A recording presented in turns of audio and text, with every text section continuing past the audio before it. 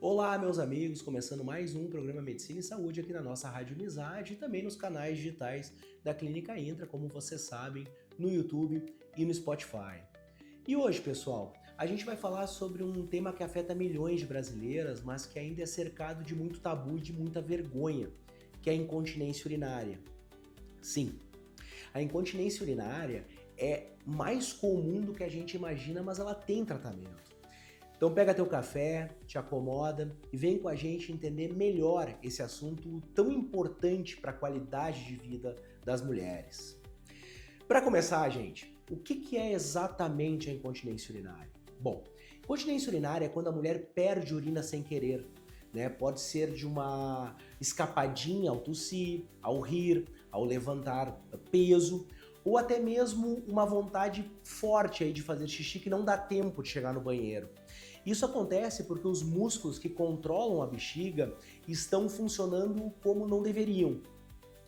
E por que isso acontece, Felipe? Bom, existem alguns tipos diferentes de incontinência, né? Os dois mais comuns são incontinência urinária de esforço, que acontece quando a mulher faz algum movimento que aumenta a pressão dentro da barriga, como tossir, espirrar, rir, levantar peso, e aí a urina escapa. E alguns fatores podem aumentar aí as chances de desenvolver incontinência urinária. Entre eles estão a gravidez, né, e o parto vaginal, pois eles enfraquecem de certa forma a musculatura do soalho pélvico, a obesidade, pois ele aumenta também a pressão intra-abdominal, cirurgias ginecológicas, né, como esterectomia, que é a retirada do útero, por exemplo, tabagismo e, é claro, a menopausa, mas que eu já vou explicar daqui a pouquinho em detalhes.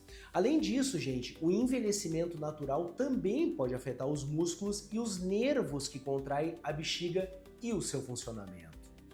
Bom, e a relação, pessoal, com a menopausa? Agora vamos falar então sobre a menopausa, que é um momento de tantas aí transformações no corpo da mulher. Com a queda do estrogênio, pessoal, que é o principal hormônio feminino, o tecido da bexiga e da uretra perde elasticidade, né? A mucosa fica mais fina e os músculos perdem força. Isso tudo pode contribuir bastante aí para a incontinência urinária. Muitas mulheres relatam que começam a perceber essas perdas de urina justamente depois da menopausa. E olha, gente, a incontinência urinária pode ter um impacto enorme na vida da mulher. Muita gente começa a evitar sair de casa, sente vergonha, perda da confiança e até entra em depressão. Por isso é essencial falar sobre esse assunto e buscar ajuda. Não é frescura não é coisa da idade.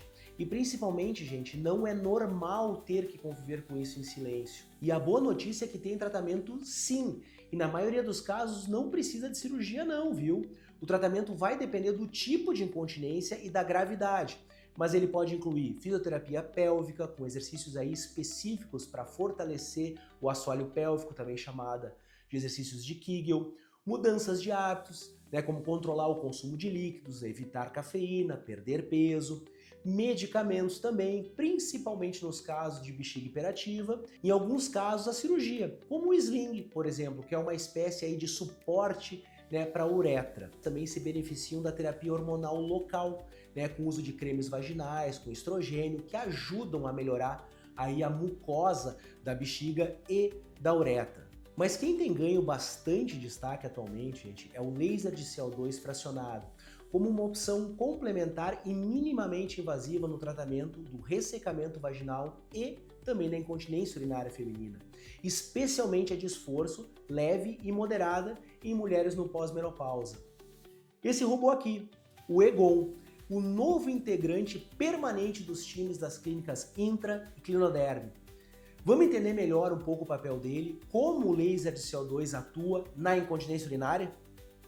Pessoal, o laser de CO2 fracionado, quando aplicado por via vaginal, ele promove um aquecimento controlado da mucosa vaginal.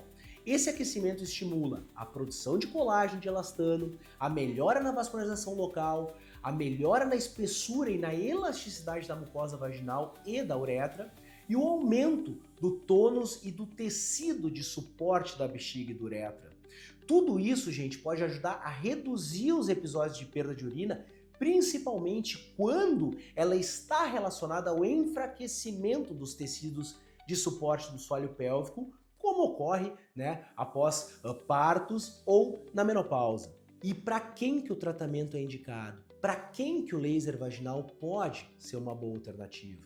Gente, mulheres com incontinência urinária leve e moderada, principalmente a dos tipos de esforço, mulheres no climatério ou no pós-menopausa com atrofia genital, que é aquele ressecamento, né, tem ardência e também dor na relação, pacientes que não querem ou que não podem usar hormônio, como o estrogênio vaginal, e para mulheres que não desejam o tratamento cirúrgico ou que não responderam bem à fisioterapia. E como é que é o tratamento, gente? Muito simples. Geralmente são indicadas 3 sessões com intervalos mensais.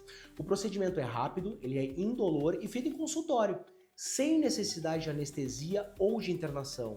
Após a sessão, recomenda-se evitar relações sexuais por alguns dias, né? Seguindo cuidados aí orientados pelos médicos. Mas Felipe, é seguro? Funciona mesmo? Gente, estudos clínicos mostram melhora significativa dos sintomas de incontinência urinária e dos sintomas genitorinários da menopausa. No entanto, ele não substitui a cirurgia ou a fisioterapia nos casos mais graves.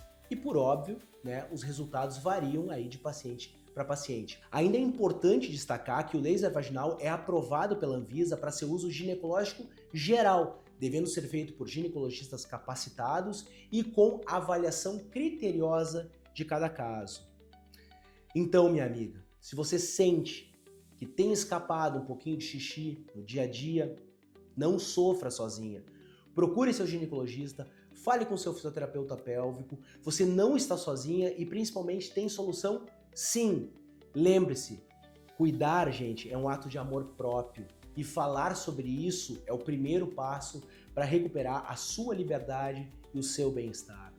Tenham todos uma ótima semana, fiquem com Deus e até semana que vem com mais um programa Medicina e Saúde. Tchau, tchau!